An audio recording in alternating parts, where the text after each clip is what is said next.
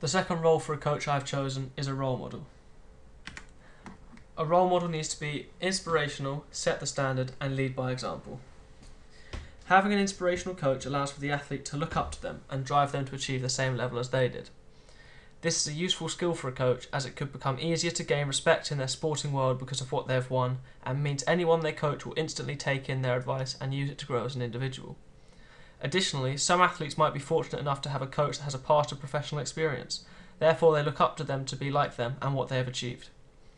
For example, at Real Madrid, Zinedine Zidane, who was a highly successful football player and won nearly all possible trophies, including the World Cup and the Ballon d'Or, the two most prestigious trophies a player can win,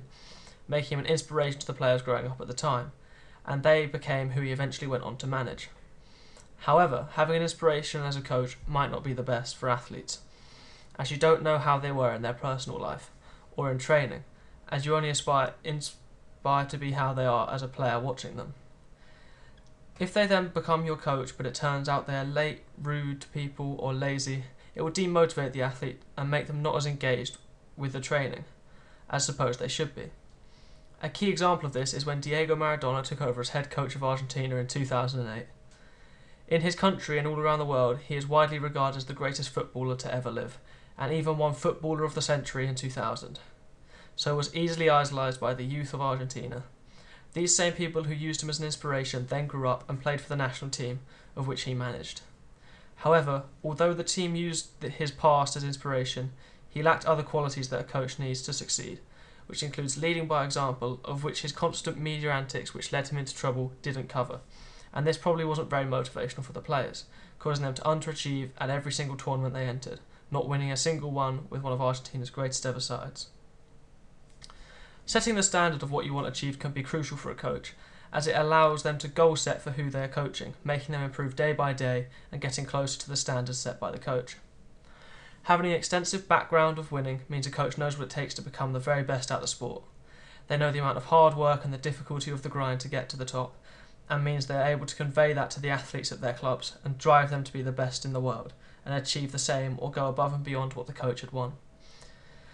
An example of this could be if one of the world's best tennis players retires and goes into coaching. They, on day one, would be able to lay down on the table what they expect from the player, how hard they're going to have to work, and how they're going to achieve what they want. This is good for a coach as it puts confidence into the player and makes them believe in the coach and their plan of action.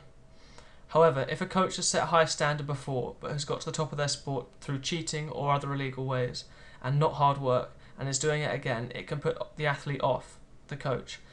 as they might lose confidence in their training methods, as they have had to cheat previously to get to the highest of standards. This would be especially rife if a coach took over a pro cycling team, as cycling is considered one of the most drug-fueled sports at this point in time. For example, if Lance Armstrong's coach took over a team, the cyclists in the team might feel a bit sceptical about their ways, as they are known for winning at any costs, even cheating. Having a good role model as a coach means it's also critical for them to lead by example in all aspects of their life. This includes even the most basic of things, like their diet or organisation skills. For example, if a coach turns up to training early, is dressed appropriately, with the correct footwear and clothing, and already has the first exercise set out when the athletes arrive, they are setting a very good example to lead the athletes by, as it shows that they aren't messing around and are serious about the athletes' training and development, which the athletes will recognise and in return give their coach the same level of dedication they have shown towards them. On the other hand, if a netball coach is constantly running late for training and not too sure what they're meant to be doing in the session, the players will notice this and start to think their coach isn't taking them seriously, and in return won't train as hard as they don't have the mutual respect for each other that will allow them to progress as a team.